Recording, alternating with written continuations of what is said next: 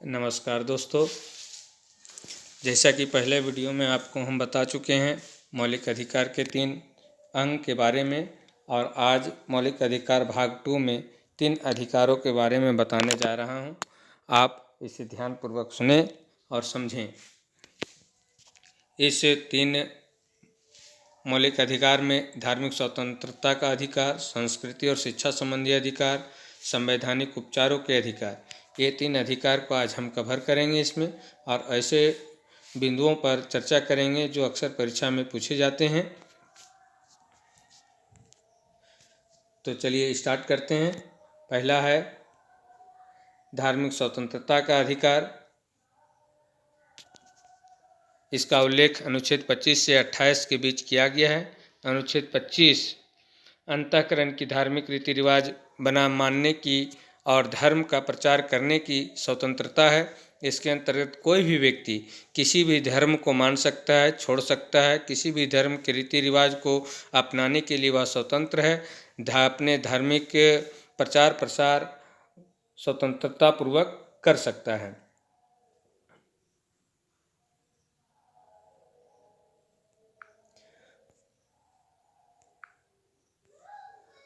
अब है धार्मिक स्वतंत्रता का अनुच्छेद 26 में धार्मिक कार्यों के प्रबंधन के स्वतंत्रता। इसके अंतर्गत कोई भी व्यक्ति अपने धर्म के लिए संस्थाओं की स्थापना, कानूनी रूप से धार्मिक संपत्ति का अर्जन करना, स्वामित्व का प्रशासन करने का अधिकार क्षेत्र में आता है। अपने धर्म के प्रति संस्थाओं की स्थापना कर सकते हैं। इसके लिए संविधान आपको स्वतंत्र रूप से अधिकार दिए हुए है। अनुच्छेद 27 में धार्मिक कार्य के लिए धन मुक्त एवं कर टैक्स फ्री होता है। अनुच्छेद 27 में धार्मिक कार्यों के लिए धन का इकट्ठा आप कर सकते हैं। व्यक्ति ऐसे कर देने के लिए बाध्य नहीं कर सकता जिसकी आय किसी विशेष धर्म अथवा धार्मिक संप्रदाय की उन्नति या पोषण से व्यय की गई हो। अनुच्छेद 28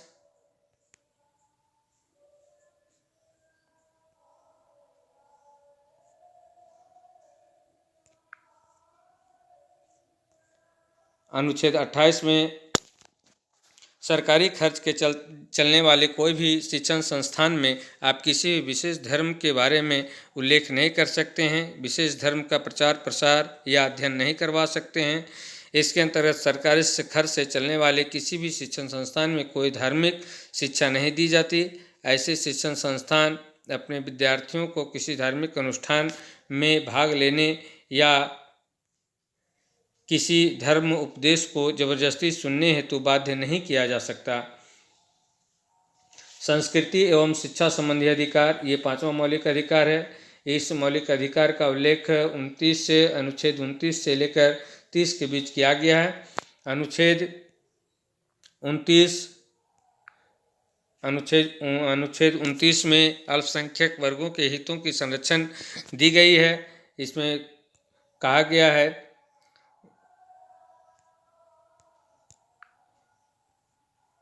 दिखाया गया है कि अनुच्छेद 29 को कैसे हम याद रख सकते हैं। तो आप देख सकते हैं, एक व्यक्ति संविधान से झुक करके विनती कर रहा है आरक्षण के लिए, लेकिन जब इस व्यक्ति को आरक्षण मिल जाती है, आरक्षण मिल जाने के बाद यह व्यक्ति उठकर खड़ा हो जाता है और फिर ये जो झुका हुआ व्यक्ति 2 के आकार के जैसा दिखता है, जो व्यक्ति खड़ा हो जाता है वह 1 की तरह दिखता है, 9 की तरह दिख रहा है।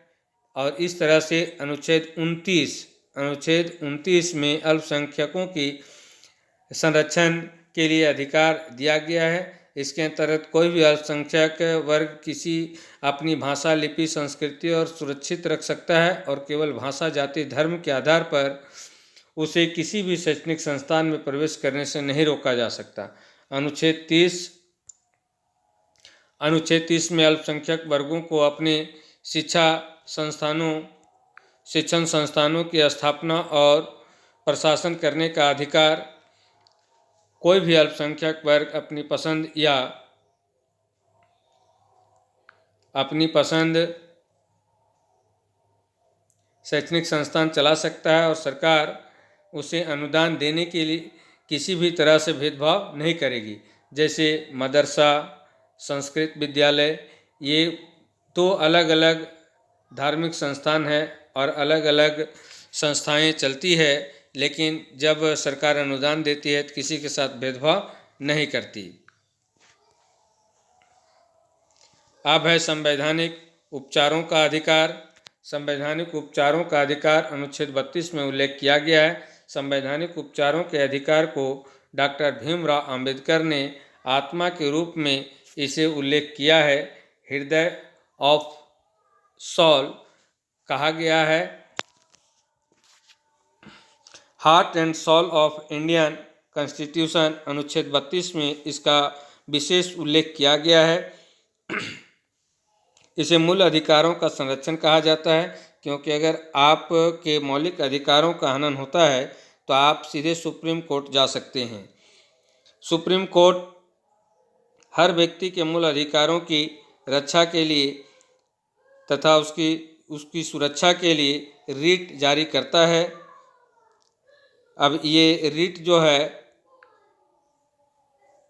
अलग तरह से अलग अलग रूप से रीट जारी किए जाते हैं। बंदी प्रत्यक्षीकरण, परम आदेश,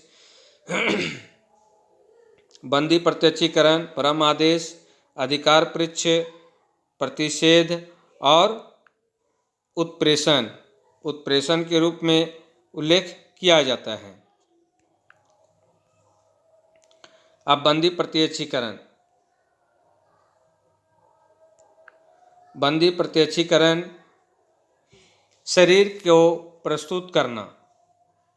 जब किसी व्यक्ति को यह लगता है कि उसे अवैध रूप से जेल में रखा गया है, तब सुप्रीम कोर्ट हिरासत में लेने वाले अधिकारियों को आदेश देता है कि वह जेल में रखे गए व्यक्ति को निश्चित स्थान और निश्चित समय के अंदर उपस्थित करे, अन्यथा हिरासत में लेने वाले अधिकारी पर कार्रवाई होगी।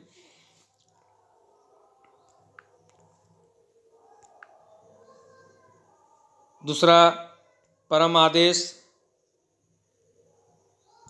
जब कोई अधिकारी अपने सार्वजनिक कर्तव्य का निर्वहन नहीं करता है, तब सुप्रीम कोर्ट उस पर रिट जारी कर सकता है और उसे अपने कर्तव्य का पालन करने का आदेश जारी करता है, अन्यथा उस पर सख्त कार्रवाई कर सकता है। अधिकार पृच्छ यह रिट तब जारी किया जाता है जब कोई व्यक्ति गैरकानूनी तरीके से कोई सरकारी पद प्राप्त कर लेता है। चौथा में है प्रतिषेध।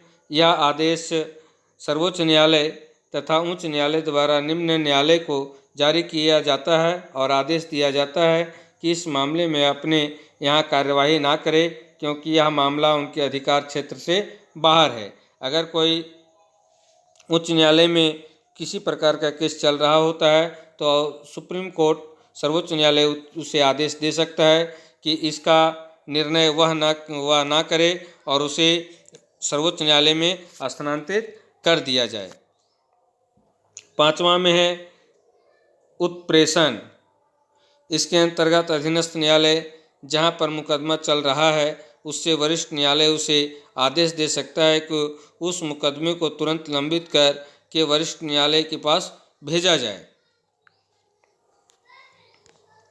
इस प्रकार से बाकी 3 मौलिक अधिकार का इसमें कवर किया गया है। 3 इससे पहले मौलिक अधिकार फर्स्ट पार्ट में आपको बताए थे। इस सेकेंड पार्ट में तीनों मौलिक अधिकारों का उल्लेख किया गया है। धार्मिक स्वतंत्रता का अधिकार, संस्कृति और शिक्षा संबंधी अधिकार,